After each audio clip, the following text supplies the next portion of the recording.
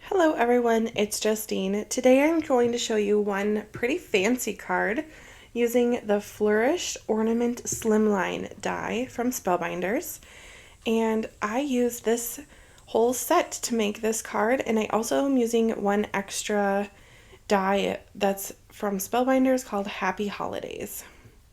So with this die you get a number of ornaments, and there's some background dyes and some dye overlays to create a texture.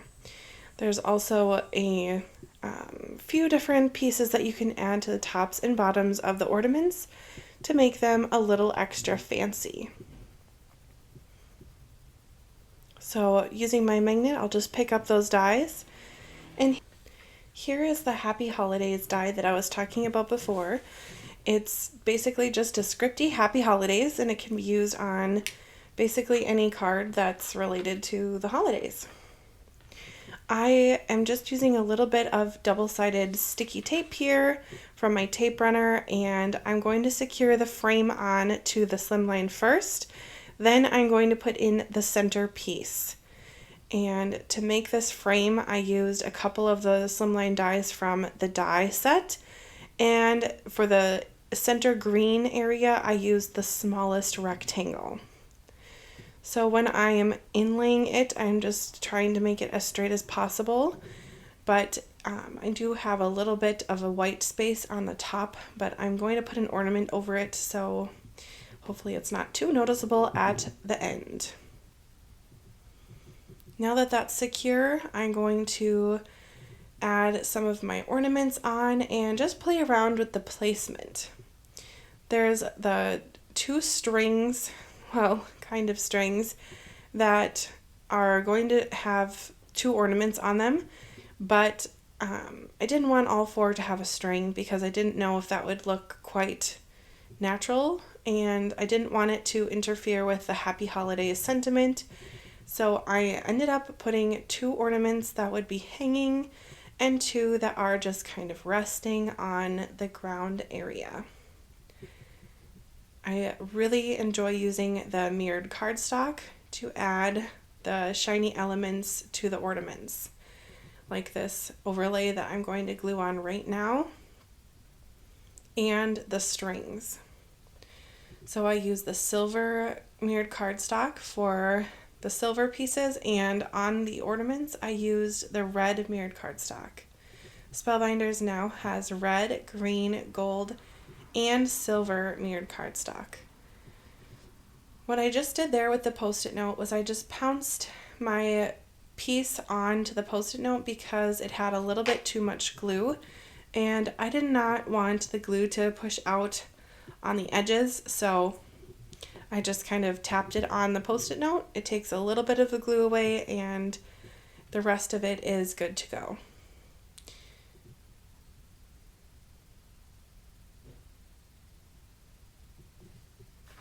For my next ornament, I'm going to use some leftover foam squares that I have from a card kit and just give this ornament a little bit of dimension. I also think that this will help give a little bit of differentiation from the big ornament next to it because it will be popped up. This die set is very pretty. I would call this a very fancy die set because even without the mirrored cardstock on it, it's very frilly and ornate. There's a couple other pieces in this collection, like the, let's see, what is it called? The Flourish, the Holly Flourish and the Merry Flourish, that are very fancy and just elegant, I would say. So I have a video using the Merry Flourish die, and I love it. I think that that one can be pretty universal and change up that Christmas die with any color paper, and you can basically put it on any Christmas card. So for these little strips, I would just call them strips of paper. They're not really string.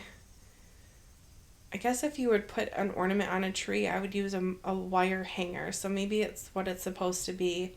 modeled after, but I'm just putting a little bit of glue on the back and then fishing the string, if you will, through the back, and then I will secure the whole ornament piece down once that is somewhat secure.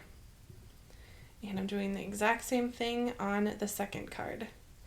If you didn't want to use glue, you could use tape runner or even some craft tape or washi tape to secure that as well.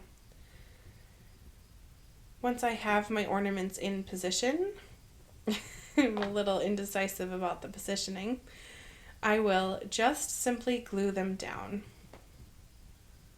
The glue that I'm using today is Barely Art glue. I use this glue for almost all of my gluing needs. I like it a lot. I especially like the fine tip point, and it dries clear. So if my project does get a little bit messy, I don't have to worry about glue squirting out too much on the sides.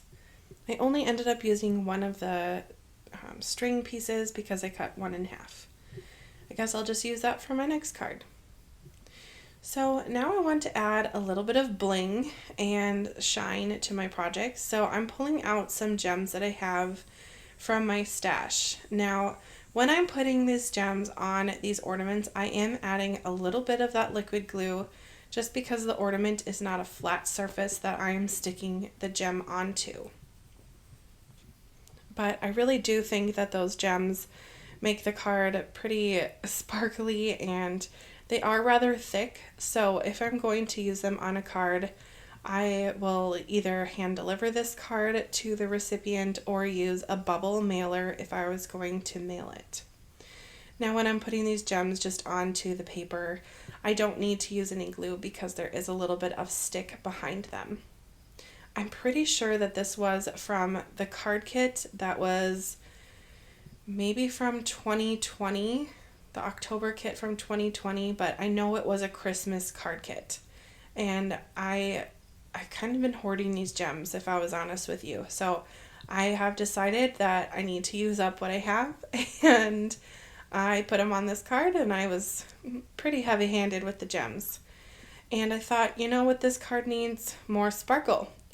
So I'm going to add a wink of Stella to the Happy Holiday sentiment, and I'm going to add it on the background parts of the ornaments. So I'll just kind of fan that around and give it a shine. Then to add even more interest, I'm adding the Nuvo drops. I think this is the Winter Blizzard or White Blizzard, and it kind of has the green little glitter flakes in it. And that is the finished card. So if you've liked this card, let me know by hitting the like button. And thank you so much for watching this video. I hope to see you in my next one. Bye!